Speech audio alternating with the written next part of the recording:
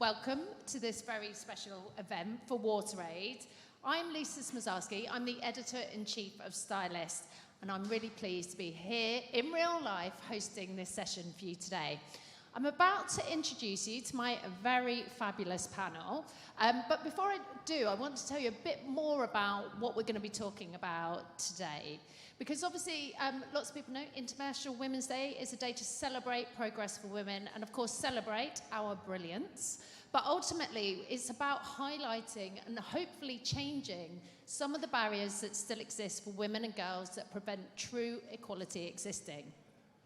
Today, we're here to talk about something that is seemingly simple, but has incredibly complex ramifications for girls and women around the world. And that's as simple as access to toilets in schools. We all know that education is one of the most critical keys in unlocking equality for girls and women. It is the most valuable tool in helping girls to realise their potential. But a staggering 1 in 3 schools around the world doesn't have access to a toilet or clean water. The impact of this is usually seen when girls start their periods because travelling, often quite long distances to school, and not being able to access basic facilities impacts on health and hygiene, and ultimately means many, many girls stop attending school. In fact, it's estimated that 443 million school days are lost each year due to water-related illnesses and lack of access to sanitation. And in Nepal, as many as 1 in 3 girls leave school altogether when they leave primary education. So huge impacts. We know that when girls miss out on an education, they ultimately miss out on life chances and the knowledge to create change. So, the mission of WaterAid is to bring clean water, decent toilets and good hygiene to communities around the world, and that in turn gives access to basic human rights that disproportionately affect women and girls. Now, I think this is one issue that many of us might not have really considered too much, and I know that it's in conversations with the brilliant team at WaterAid that I've come to understand that even more. So our goal today is really to get everyone thinking about how different our lives would have been if we hadn't had the same access. So we're going back to school, and we're going to be talking periods, quite frankly, from the previous discussion I've just had, to understand what really living without access to water and basic hygiene would have been like and what that would have done to our reality. So, I'm trying to get my order right. So, first up, I have Krystal. Krystal, give us a wave. Krystal is a DJ and influencer, and she teaches the stuff that schools don't teach on TikTok and YouTube. Her platform centres around people of colour, LGBTQ+, feminism and mental health topics, and she's gathered a following of over 400,000 people eager to hear more about their history. Welcome, Krystal. Hey, everyone. Yes, let's do some cheering. Let's get this going. We have Ashley James. Ashley is a presenter and influencer and has become an inspirational figure on social media. She discusses feminist issues and women's confidence, and in 2018 was chosen to appear in a special series of Celebrity Big Brother, Year of the Woman, celebrating 100 years of female enfranchisement. By using her coaching, accreditation and influence, Ashley uses her social media presence to empower women on a range of topics. Welcome, Ashley. Hello.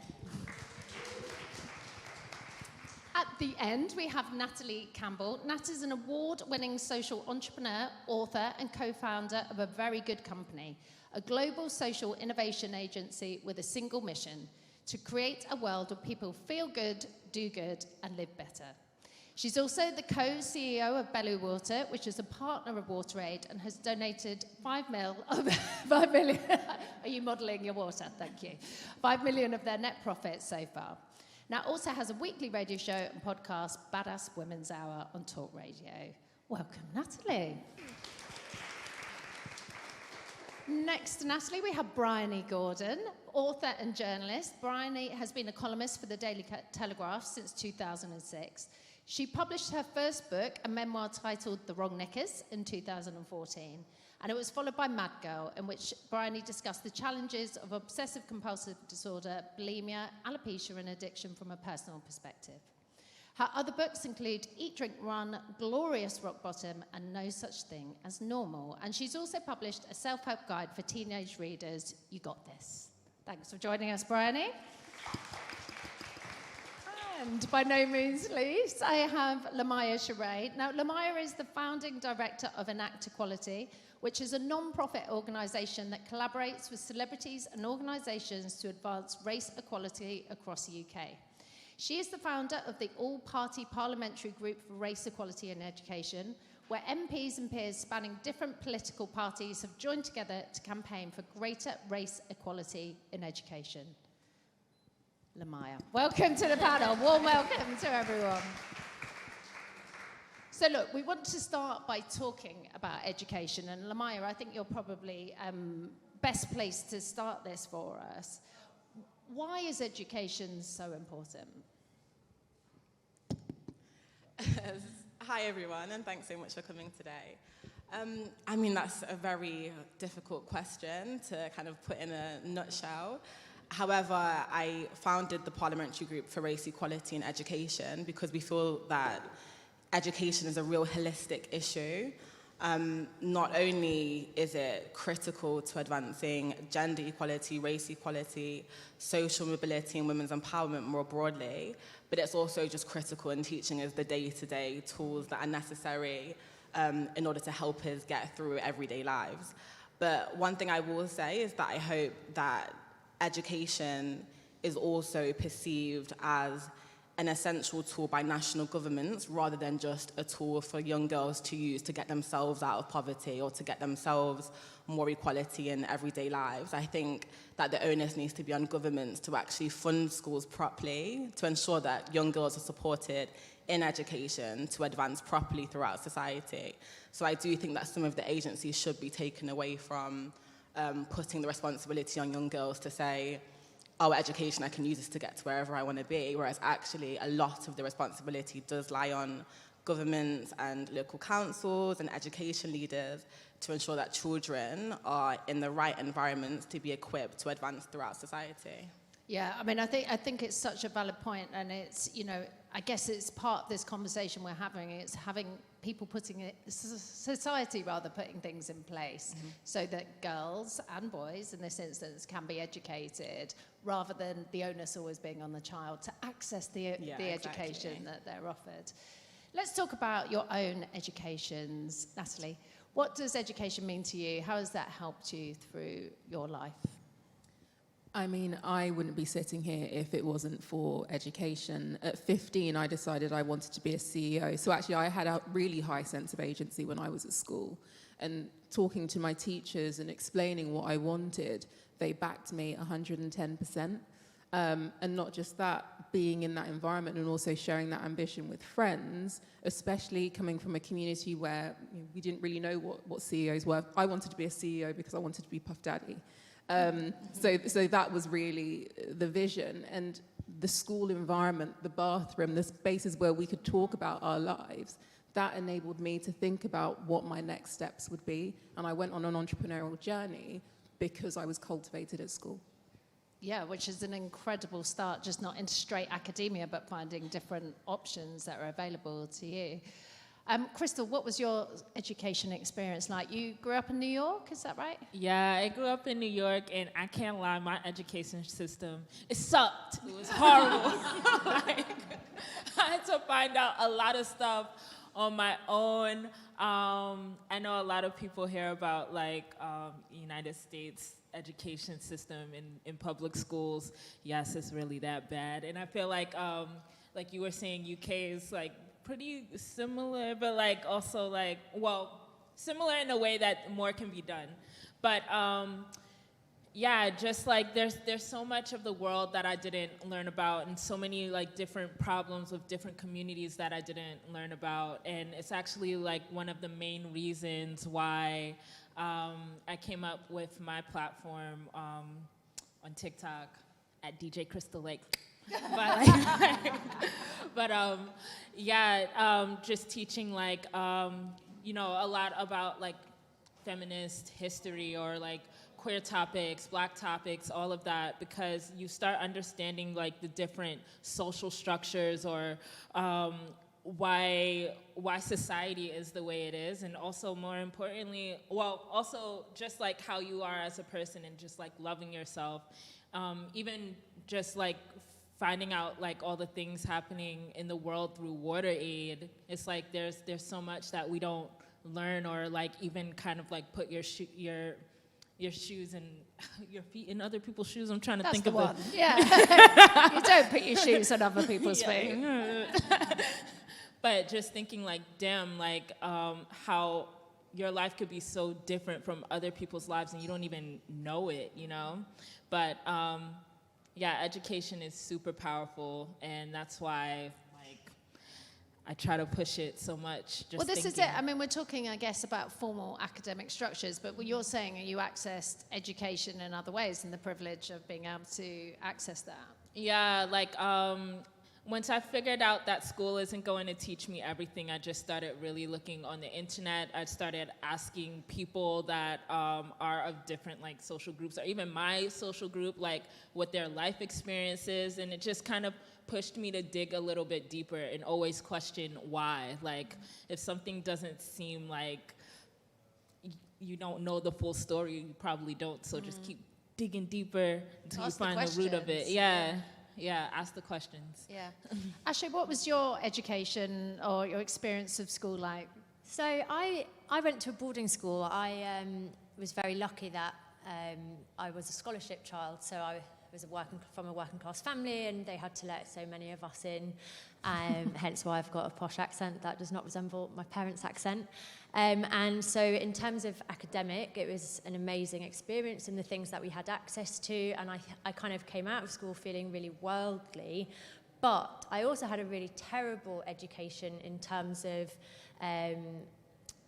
the way in which they expected a woman to behave. It was very much like, be quiet, don't be too loud, don't dress a certain way, don't be like this, and we weren't taught about things like periods. It was very much a women's problem, shh, like don't tell the boys. And you know, it was even things like boys had this really weird, like looking back, it was just a really weird culture that I knew was wrong at the time, but it was so normal I didn't realise it wasn't normal. But there were things like dekegging, which was a really fun game that the boys would play, where they'd run after you and pull down your pants, and that was fun. And if you reacted, the teachers would tell the girls off for attention seeking.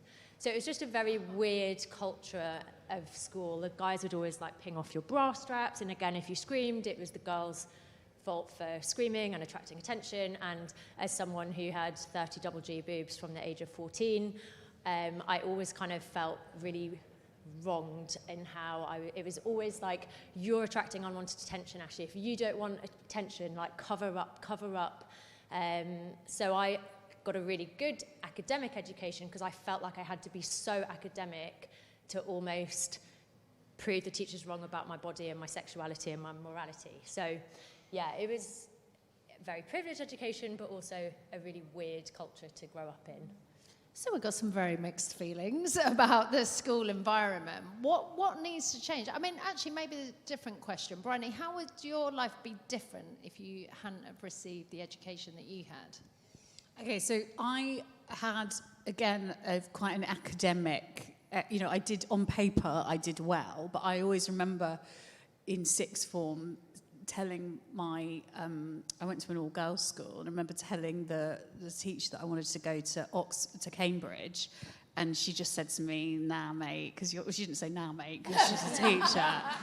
But she was I sort of wish she had. It was so bizarre, because it's not like I was born in like the Victorian ages. This was like the 1990s, which is a long time ago. But I remember being like that's for blokes or people doing engineering, and I was like, oh, okay. So I just didn't go to university. Like, it just completely deadened me.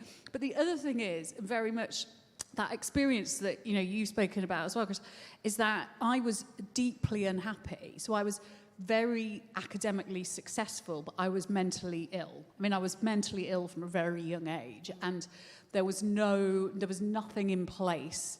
I didn't get taught anything that I actually use now at the age of 41. I learned nothing at school that it was of any use. I could analyze Villette or whatever, whatever text, or King Lear. But that doesn't help me. And then what happens is my kind of mental health education was so lacking in knowledge that I find I have to get it at 37 when I basically get sent I end up in rehab, you know. And again, and I'm lucky to have had that. But so I see it now in my own daughter, that the sort of how to educate a child about not just like a conjunctive, like, I don't know, the English, you know, the kind of grammar that kids at school get taught now, but also about feelings. You know, she's been experiencing lots of anxiety, and there's just no kind of, it's okay to feel that. Like, you know, I never learned that, you know, it was very much that trying to fit square pegs in round holes, you know, and I think that's changing a lot, and it needs to change. But so that was my view of education, and very much that if I was to, you know, my life would be very different if I had perhaps more what we call pastoral care. But I was lucky, you know, again, it's that thing of on paper, but I do think, you know, we have to give, we need to, look, I think we should be taught how to save money and how to, you know, and mental health stuff, and you know, I didn't even get education on, you know, our sex education was like, that didn't even exist. So yeah, so like you say, some of that has been evolving, and certainly they should be. I mean, you'll be better equipped to answer this more around your education. But obviously, being in school is also learning how to learn. Are there other benefits rather than straight academia of being in a school environment? I mean, yeah, there are so many, and just not to get too sociological, but how do we define academia? But do you know what I mean? It's like, how do you think about learning and like what education is? And it's not just about, I don't know, maths and science, but it's also about how you view yourself and like body image, and also physical activity, and obviously all of that plays into it, and creative skills. I mean, there's so much that isn't taught in academia, and just to quickly touch on some of the points that Bryony made that literally resonate strongly with me in a lot of the research that we're doing in Parliament at the moment. Like 37% of young girls have mental health and self-esteem problems right now in today's education system, especially between the ages of 15 and 18. And I mean, that is just, and that's directly related to body image. And a lot of that correlates with like the rise of social media. And I think that what we definitely are seeing right now is that school education institutions and parliamentarians aren't necessarily equipped to deal with the rapid pace that technology and social media is moving in. And to be honest, the social media giants, I don't know how well equipped they are to deal with the rapid pace of how things are moving and how that impacts young girls in our education system. And also lastly, I think that quite a few of the panelists have spoken about kind of looking on social media to learn more about like their own histories around queer history and like women's history and black history. Like, we shouldn't have to do that. You shouldn't have to go home after school and then like spend a couple hours researching history. We should be able to go to school and learn these kinds of things. So again, that's what I mean about like the disparity between agency and government responsibility. And it shouldn't be that if you live in an impoverished area or if you're from a certain background, you don't get the right educational skills or learning environments, or if you're a woman, basically, or if you're a young girl. So I think a lot of these issues kind of tie into this bigger rhetoric around what our education system is doing and how we can improve looking forward, and what kind of future do we envisage for young girls in 20, 30 years' time. Yeah. I mean, it opens up a huge amount of questions, I think. If you were making those recommendations now for the girls, obviously it's the UK that you're working in, what is the focus? What would you ask people to look towards? Oh, there's so many things. Too many things. I mean, my specialism is around race equality in education, right? Which obviously deviates into a variety of different areas. But I mean, there's so many. So there's stuff to do around teacher training. So 1 in 5 teachers say that 1 in 5 teachers have been trained to handle sexual harassment in schools. 1 in 5. Like, that is, but yet 41% of young girls have experienced sexual harassment in schools, so nearly half. Like, that disparity there is literally crazy. So definitely stuff around teacher training, around sexual harassment, racist bullying, and so on. But then there's also loads of stuff around like school exclusions and how you're more likely to be excluded if you have either special educational needs from an impoverished background or from a black or minority ethnic background. So I mean, there's loads around teacher training, school to prison pipeline, and stuff to do with like free school meals and disadvantaged children as well. So I think there's so many different things. Oh, and racial diversity in the curriculum, which I think is changing, and we're getting there, but it's just moving too slowly. So huge amount of work to do, and we are the privileged ones because we have an education system set up.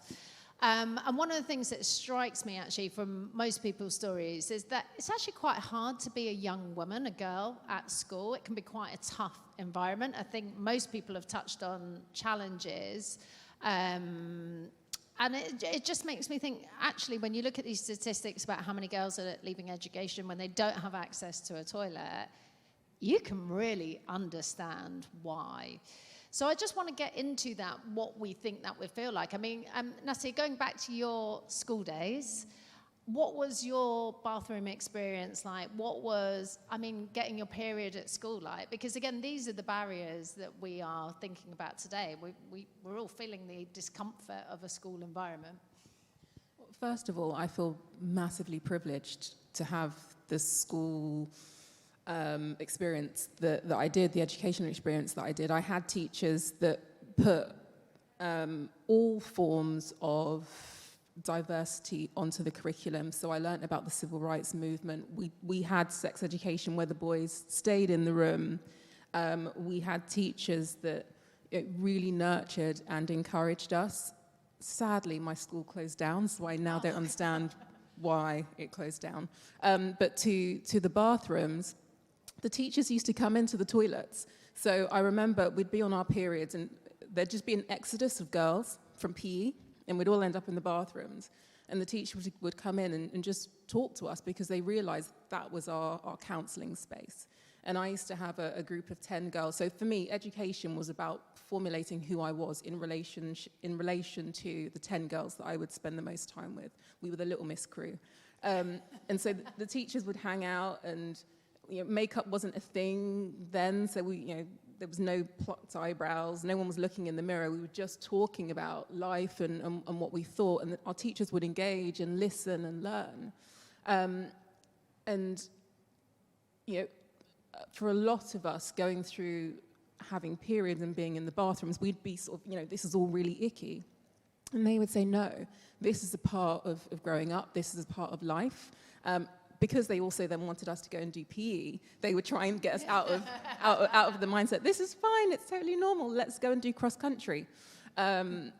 So for me, teachers were that support system that enabled us to realize this was something that our bodies were going through, that it was okay, that we didn't need to miss out on our education and learning. And in listening to them, in talking to them, something that was such a big issue, maybe for 2 or 3 years, then sort of fell to the back of my mind. And I personally didn't think about my period probably until my 30s. And then you start realizing, actually, it's such a taboo within society.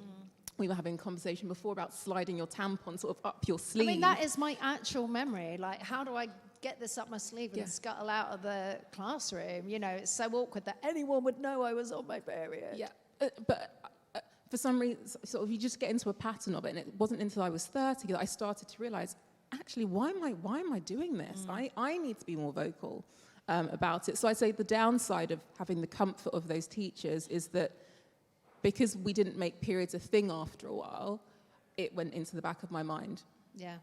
And now it's front and center, and we should be talking about it more as opposed to sort of downplaying it or just saying, this is something you just have to handle or deal with. Yeah, I feel like you might have a quite unique experience there, actually. Ashley, you're nodding. What was your experience? My experience was very different. I should also add my education. I went to an all-boys school, which sounds mad, but they started accepting girls the year that I went, and so my brother was there, so it seemed like a great idea to kind of put me in this guinea pig experiment. And just to give you a real idea of the attitudes we went into, it was the year of foot and mouth that that I started, and the boys put fake blood down the school gates, and it said foot and mouth, cows stay out, with pictures of girls. So that was kind of the environment, and there were 37 girls. The school needs to be shut down. Yeah, honestly. And yours, yours was something. I feel wrong. we need to have swapped it. So in the whole school, there were over 500 boys and 37 girls, and women's issues were very much treated like, shh, the boys might hear. So I started my period really young. I was 11 years old. It was before we'd had any form of chat about what it was, and I was absolutely haunted. And I went to, we had 3 different matrons, but Matey May was like the senior one that you went to when you thought you were dying, like the really, really senior matey.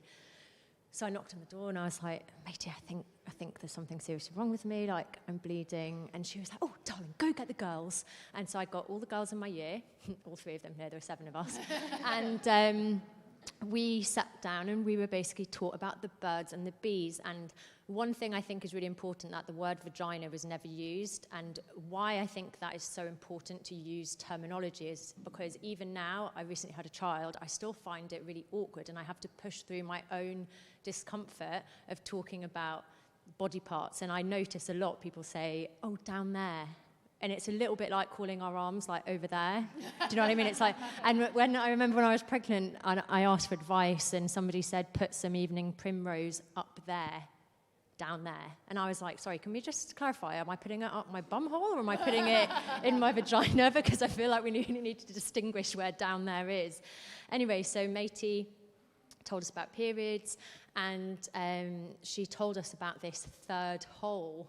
And I knew about a wee hole and I knew about the poo hole. And I was just like, where on earth is this 3rd hole? Like, it absolutely blew my mind. So me and my friend Lucy Brown went into the girls' loos, and we were literally like, I still remember like the soles of our feet touching.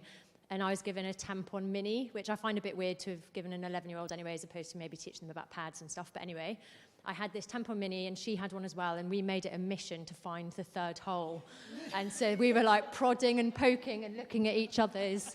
But yeah, there was never any sort of education about school. And getting to that topic of putting tampons up your sleeves, I remember the horror of feeling like maybe my tampon was full and I was like leaking, which is obviously like, I mean, it's my worst nightmare now, but especially when I was a teenager, and asking to go to the loo and the teacher being like, no, wait till the end. I feel like that's quite a cruel thing anyway, but especially if you're on your period. And I remember just being like, no, I really need to go to the loo.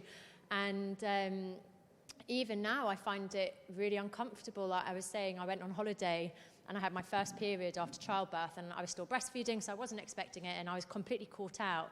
And I said to my boyfriend, Tommy, and I was like, I need to get tampons. And he was like, oh, just ask my brother's girlfriend. And I was like, I can't ask her. And in my head, I was like, you are pathetic. Like, why can't you ask someone for a tampon? But I still feel so uncomfortable about it. And I have to really push myself to feel comfortable talking about these things. I mean, you've talked about your poo hole and your wee hole. I think we're in I think you're starting to feel more comfortable. Isn't this, because this is the thing, it's like, I remember my mum being like, the curse. And I'm like, oh my God, what's going to happen to me? And you don't talk about your period when you get it. And then you're not, until recently, you didn't talk about it when you stopped getting them. And it's only now, and I'm like probably, I'll probably finish my periods in the next like few years. I'm gone, oh my God, fuck this. Like, I'm not faffing around with the tampon. I'm not, sorry, this is like way too much information, but it is the bathroom sessions. And I've started wearing period pants, which are like revolutionary. And that whole feeling, that feeling of overflowing it doesn't happen anymore. But I'm like, we talked about this earlier. Menstrual cycles are the reason any of us are here. Like, what is this, and why is it that we don't talk about, oh, she's hormonal? I'm like, what do you mean? Like, hormones are like the most powerful things known to humankind, and why should we just be dismissed? I find it just completely baffling, and it's no wonder that so many women have such internalized shame. You know, if that is that is the point at which we start when we're 11 or 12 or. By the way, period pants, you can wear white jeans on your period and not worry about leaking. It's amazing if you're not on the period pant game. Yeah, who's in the period pant game? Get yourself some period underwear. You could do the back flips like in the commercials. You could do a split. Even if you can't do a split right now, once you put them bad boys on, game over. Not part of the period pad advertising board. Yeah, throw me there. But yeah, I mean, actually, when you were talking about that, I was thinking about the privilege of choice. And actually going, right, we've got tampons, we've got pads, we've got period pants, we've got moon cups, we've got the whole shebang. Go on. Sorry, if men had periods, like there would be like a Top Gear program where they'd be like, oh, now this is the latest technology in periods.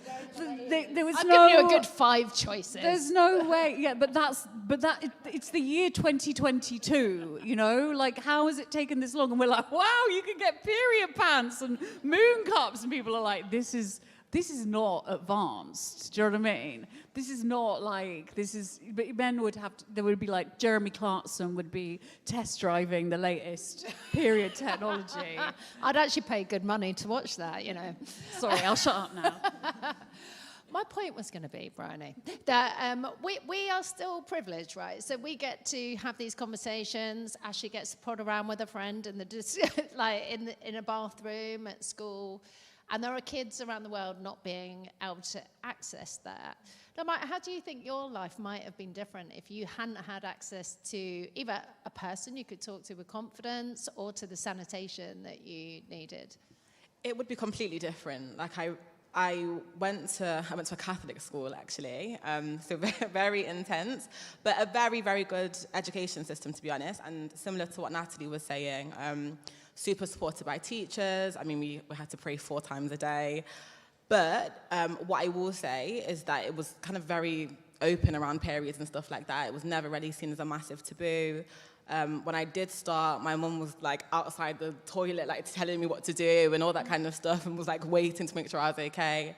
Because I'd been chosen to go on a gifted and talented trip thing the week after, so I didn't really have time to like learn the ropes because I was literally thrown in the deep end. Like it was like going and jumping into lakes and stuff like that. So it was a really kind of crazy time, but it would have been completely different. And even the university that I went to a pretty mid-range university for my undergrad degree, and then did my master's at Cambridge University. And I remember when I got to Cambridge, that in all of the bathrooms of my college, they were just full of tampons, just free tampons, like boxes just stacked.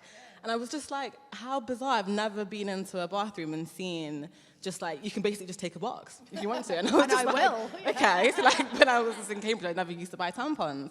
And I was just like, how different would life be if all schools and all universities had enough funding to ensure that they had this? Period poverty wouldn't even be a thing in the UK. So to answer your question in a nutshell, it would have been completely different if I didn't have the support system at home, a good education in school, and then also like environments like Cambridge make me realize that actually there is still disparity like in the UK, which is a rich nation, yet there is still such inequality between different geographic locations. It's crazy. Yeah, I mean, it's important to remember that period poverty does exist in the UK, and it's such a significant problem still, despite some excellent campaigns that have happened over the last few years. I'm also interested in the idea of the bathroom as a sanctuary, because we talked about, actually it's not always easy at school, there's a whole bunch of challenges. You held team meetings in yours, Natalie, which I think is excellent. I certainly remember slipping out of classrooms and being delighted when you were the only person in the bathroom for that few minutes of headspace. Was that the same for you at school, Krystal? Yeah, well, the bathroom was definitely like, yeah, it felt great being around your friends in the bathroom, gossiping and stuff like that. But also, when I was like in high school, it was kind of hard to. Let me. Rewind. All right. So when I was in school, to go to the bathroom, there was like this one greasy, dirty, crusty pass, and there was only one in a class, and one person would go to the bathroom, then you would have to wait for the next person to come for you to be, able to go to the bathroom. Now, if one guy takes the bathroom pass and is gone for the whole period of the class, and you're on your period, it's like, damn. So, the bathroom wasn't really that much of a great experience for me in school, and I was by myself.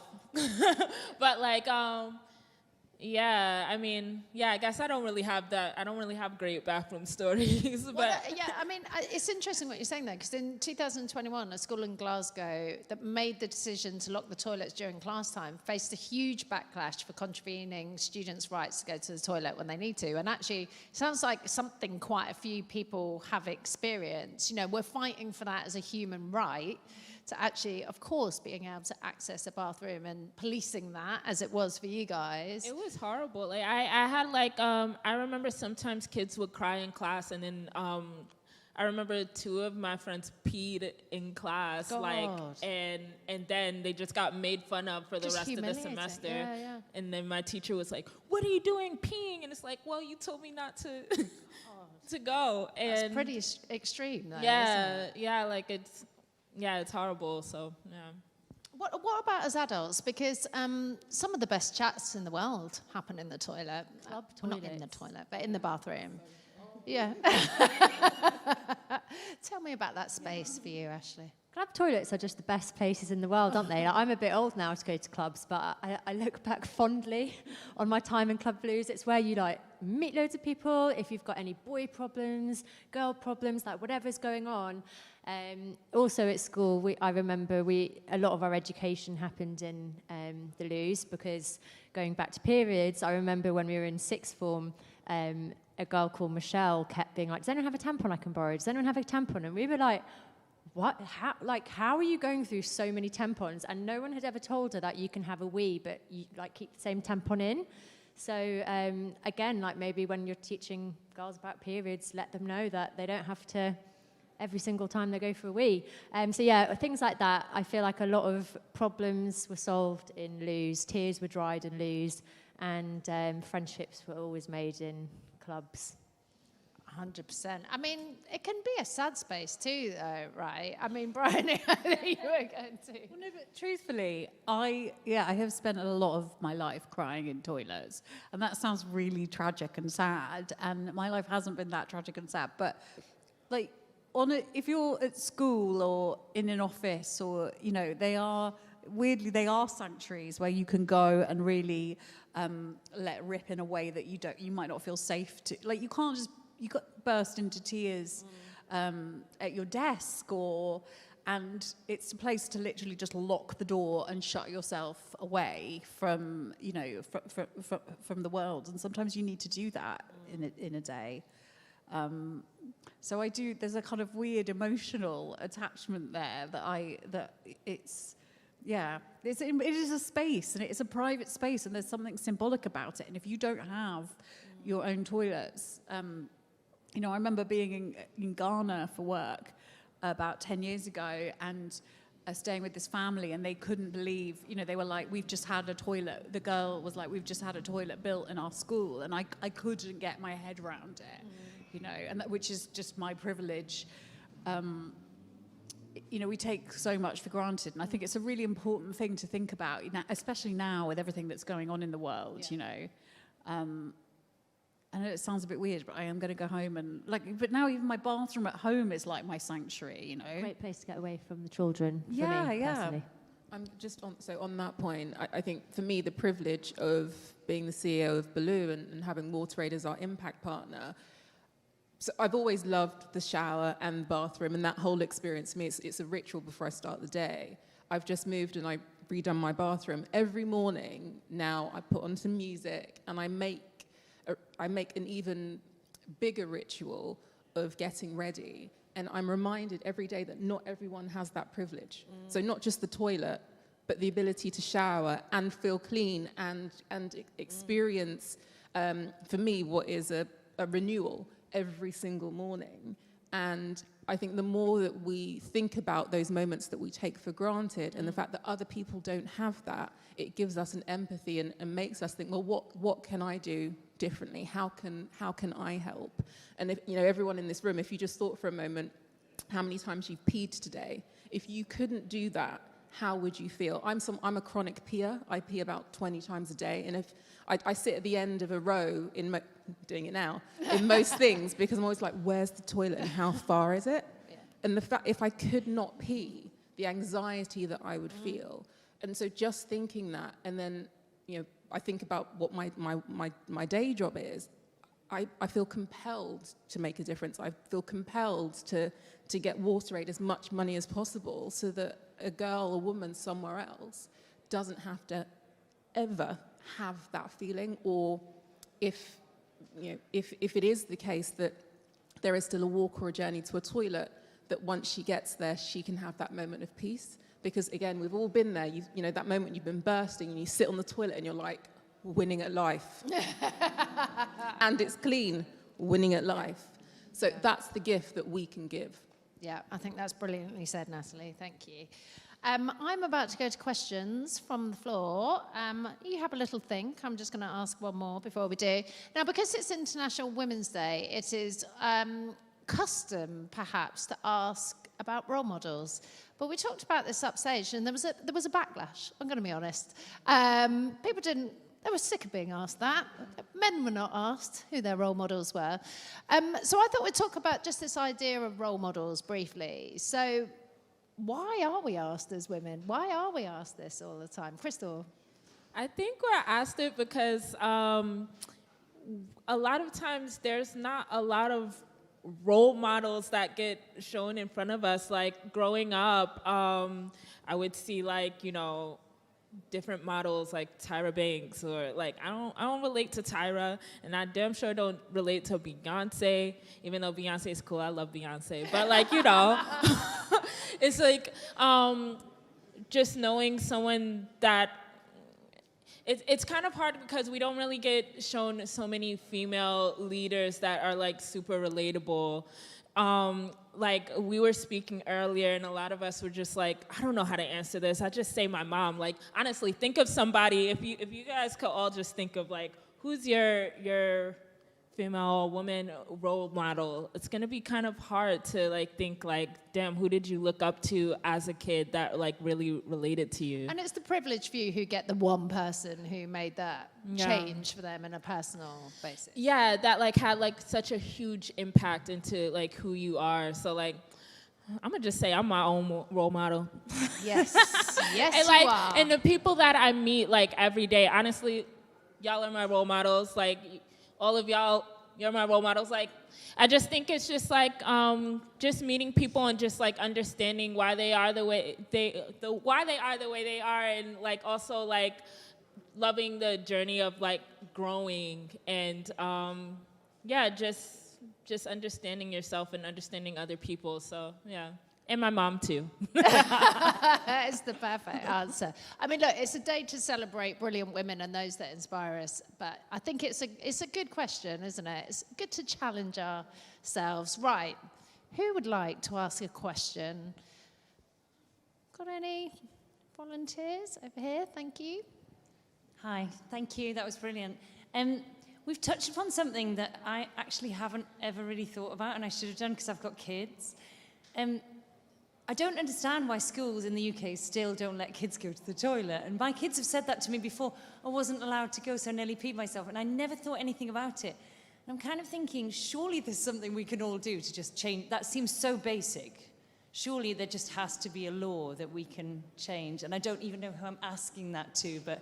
I feel like you've taken on that mission Lisa, yourself. can we change this? Like, genuinely, it seems completely mad that this still happens now, here.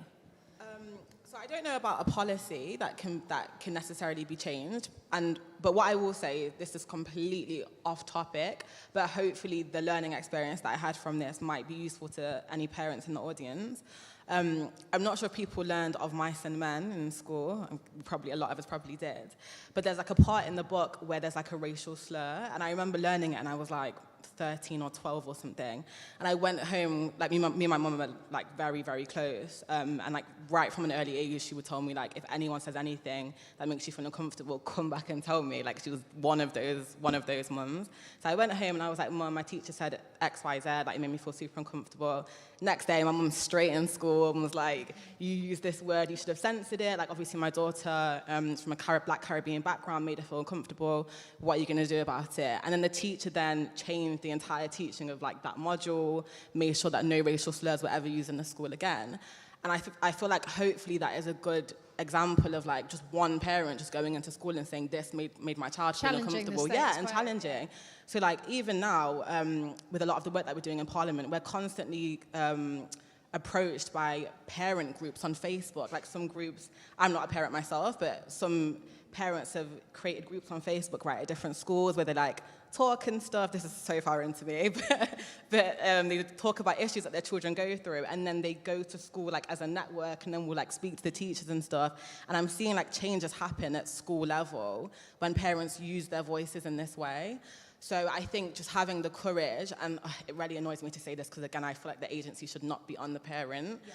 But like in the system that we're in, just using your voice and maybe taking that step to speak to a head teacher might actually have some positive benefits for your child and children, the other children in the school as well. Yeah, brilliant answer. Fingers Thank crossed. you. Thank you. Yeah, I think you can. Got any more questions? One over here. Thank you. Hi, it's Martha from Fab Little Bag. I spend all day, every day talking about periods, so this is really great to hear such a varied conversation.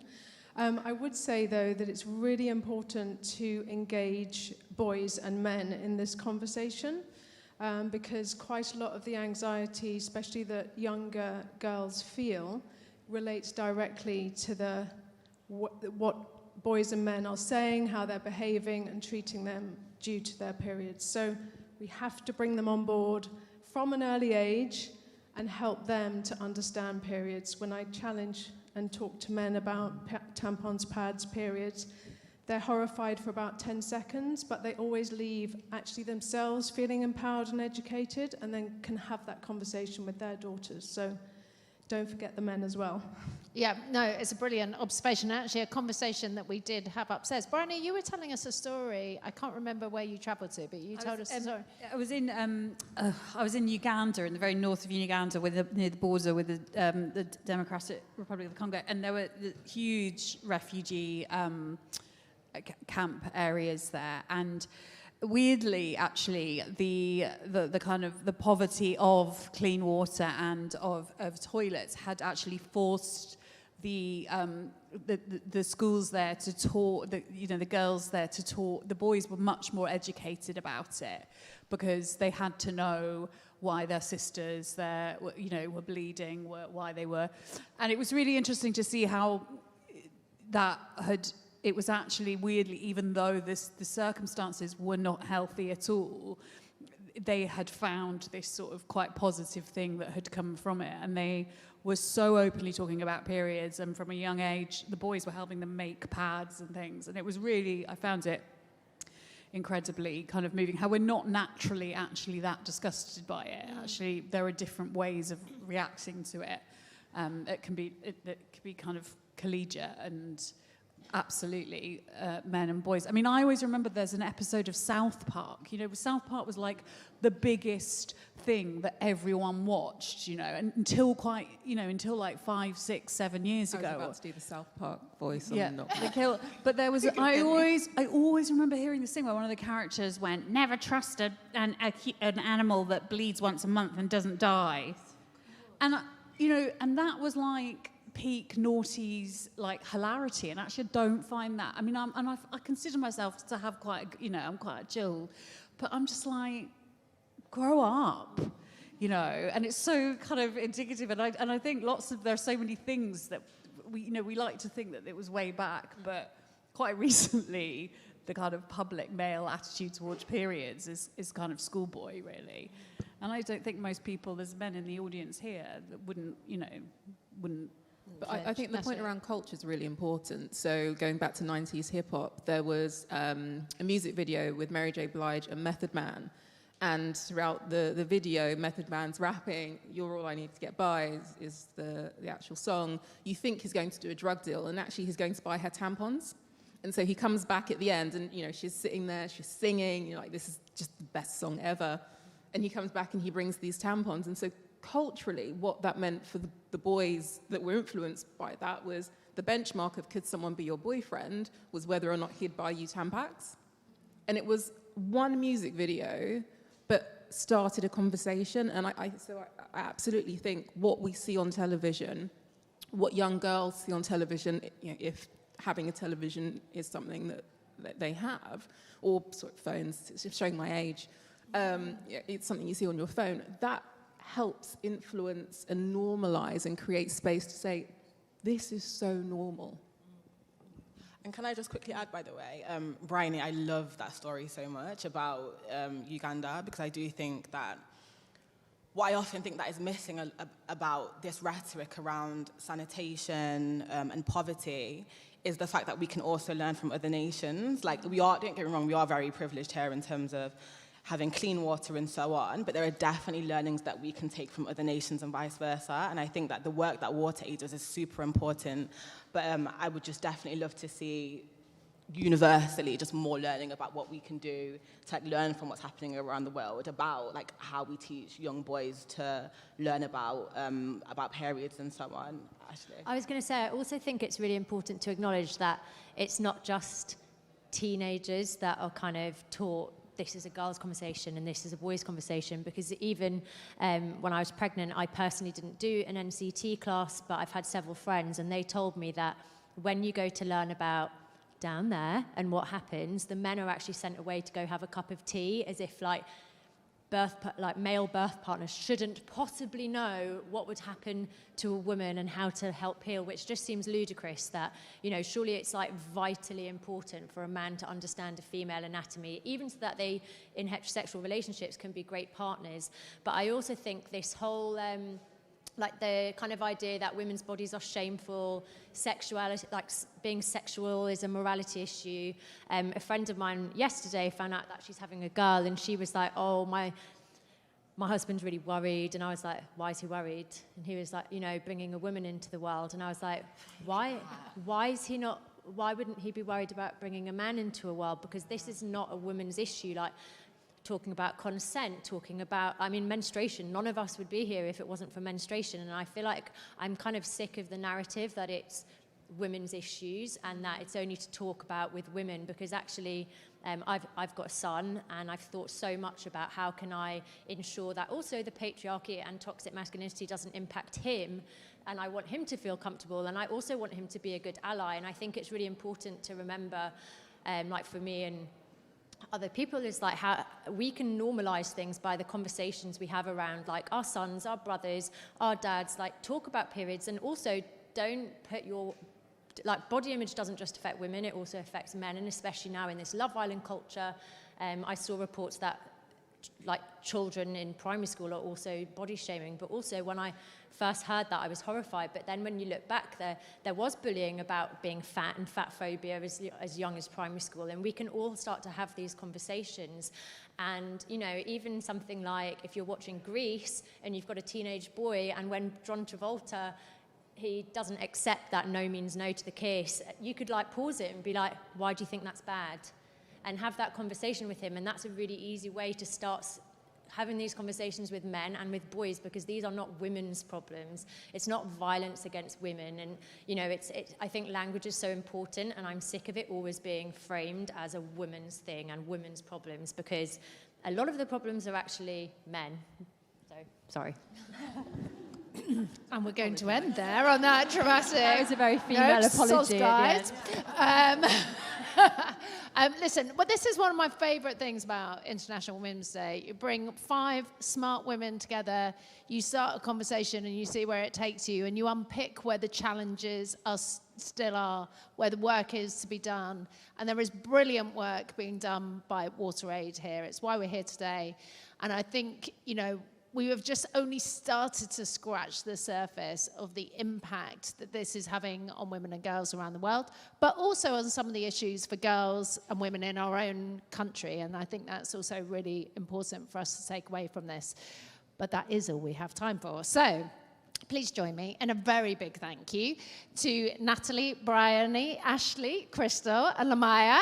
Big round of applause, please.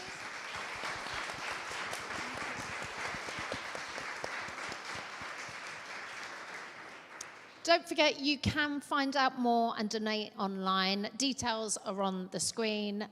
Have a brilliant rest of the evening. Do join us for drinks, and happy International Women's Day.